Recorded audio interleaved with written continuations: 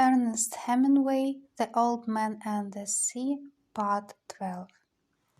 But he seems calm, he thought, and following his plan.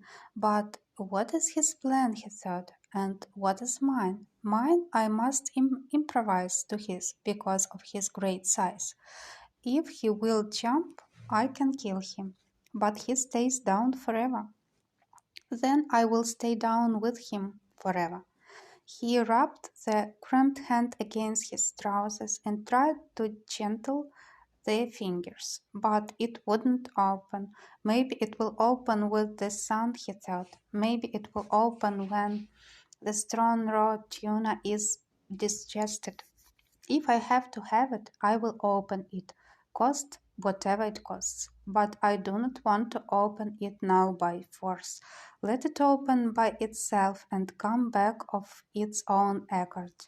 After all, I abused it much in the night when it was necessary to free and untie the various lines. He looked across the sea and knew how alone he was now. But he could see the prisms in the deep dark water, and the line stretching ahead, and the strange undulation of the calm. The clouds were building up now for the trade wind, and he looked ahead and saw a flight of wild ducks etching themselves against the sky over the water, then blurring, then etching again, and he knew no man was ever alone on the sea. He thought of how some men feared being out of sight of land in a small war, and knew they were right in the months of sudden bad weather. But now they were in hurricane months, and when there are no hurricanes, the weather of hurricane months is the best of all the year. If there is a hurricane, you always see the signs of it in the sky for days ahead if you are at sea. They do not see it ashore because they do not know what to look for, he thought. The land must make a difference too, in the shape of the clouds, but we have no hurricane coming now. He looked at the sky and saw the white cumulus built like friendly piles of ice cream, and high above were the thin feathers of the cirrus against the high September sky. "Light breezer," he said. "Better weather for me than for you, fish." His left hand was still cramped, but he was unknotting it slowly. "I hate a cramp," he thought. "It is a treachery of one's own body. It is humiliating before others to have a diarrhea from pneumonia, poisoning, or to vomit from it. But a crab," he thought of it as a calambre, humiliates oneself, especially when one is alone. If the boy were here, he could rub it for me and loosen it down from the forearm, he thought, but it will loosen up. Then, with his right hand, he felt the difference in the pull of the line before he saw the slant change in the water.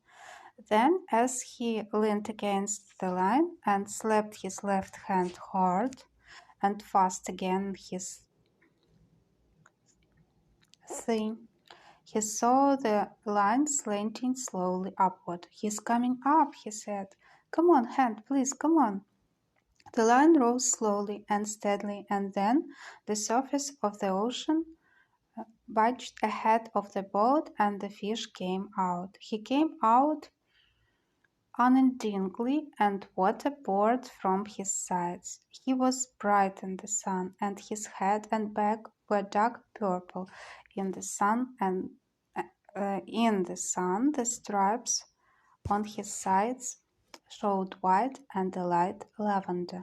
His shirt was as long as a baseball bat and tapered like a rapier, and he rose his full length from the water and then re-entered it smoothly like a diver, and the old man saw the great scathed blade of his tail go under, and the line commenced to race out. "He is 2 feet longer than the skiff," the old man said. The line was going out fast but steadily, and the fish was not panicked. The old man was trying with both hands to keep the line just inside of breaking strength. He knew that if he could not slow the fish with a steady pressure, the fish could take out all the line and break it.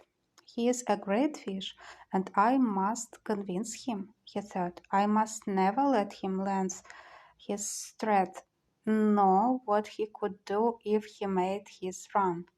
If I were him, I would put in everything now and go until something broke, but thank God they are not as intelligent as we who kill them, although they are more noble and more able."